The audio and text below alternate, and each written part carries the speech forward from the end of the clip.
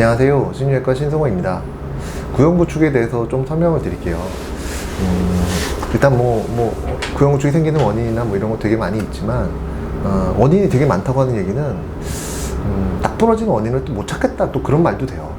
그 두 개는 확실해요. 두 개는 확실한데, 염증이랑 이제 출혈이죠. 이게 메이저 팩터예요. 나머지 마이너 팩터들이 또 많이 있습니다. 그걸 막으려고 의사들이 굉장히 애를 쓰죠. 애를 쓰지만, 그럼에도 불구하고 구형구축이 생기는 분들이 있죠. 근데 그럼 어떻게 할 것이냐, 또 그걸 어떻게 알 것이냐. 땡땡하고 딱딱하다고 해서 다 구형구축은 아니에요. 사실은 그 초음파를 봐야 돼요. 초음파를 봐서 때로는 방이 작아서 이게 보형물이 막 짓눌려져 있어서 구형구축인 것처럼 느껴지는 경우도 있어요. 근데 구형구축이라고 하는 거는 기본적으로는 이 보형물을 둘러싸는 캡슐이거든요. 캡슐이 조여오는 거예요. 캡슐이 얇다면 얇은데 이렇게 조여져 있다, 구겨져 있다, 그러면 이거는 그냥 방이 작은 거구나. 그러면 방을 열기만 하면 돼요. 그럼 해결이 되는 거예요. 근데 그 초음파를 봤는데 이거를 감싸고 있는 캡슐이 두껍더라.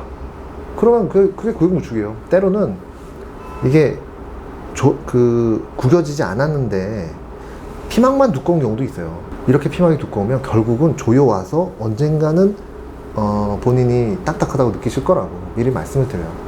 구형구축의 치료는 사실은 스테로이드, 트리암시놀론을 주사를 하면 이 피막이 좀 얇아지는 건 맞아요. 그거는 이미 증명이 많이 돼 있어요. 근데 여러 번 해야 되고, 또 그 주사를 놓으려다가 보형물이 터질 수도 있고, 또 스테로이드 효과가 되게 드라마틱하게 나타나지는 않기 때문에 조금 한계가 있죠. 결국은 피막은 완전히 다 제거하거나 아니면 피막을 이렇게 열어주는 방식을 써요. 이거는 예전부터 있었던 고전적인 방식이고, 그 방식이 사실은 완벽한 치료가 되는 건 맞아요.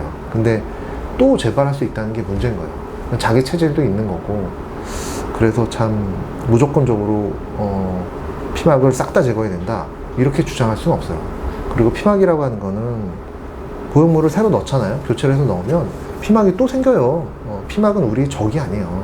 우리 몸의 일부예요. 단지 그 피막이 두꺼워지면 그게 문제인 거예요. 그래서 피막이라고 하는 거는 이제 일종의 굳은살이라서, 굳은살이 너무 두꺼우면은 제거해야죠. 왜냐면 만져져요. 만져지고 감촉도 떨어지고. 어쨌든 구형구축은 결국 해결해야 돼요. 구형구축으로 그냥 사실 수는 없어요.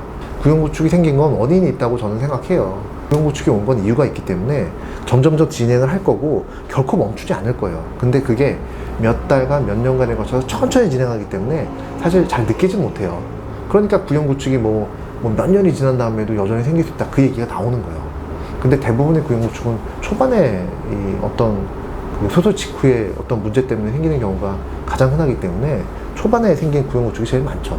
근데 몇 년이 지나서라도 생기는 건 방이 크다가 점점 좁아지면서 조여오는 거죠. 결국 진행을 해요, 구형구축은. 그러니까 구형구축이 이미 생긴 분들은 결국 몇 달이 되든 몇 년이 되든 계속 진행을 할 거기 때문에 이 구형구축을 치료를 안 할 수는 없죠. 어떻게든 해결은 해야 돼요. 여러 가지 방법을 써서라도 어떻게든 해결을 해야죠, 구형구축은.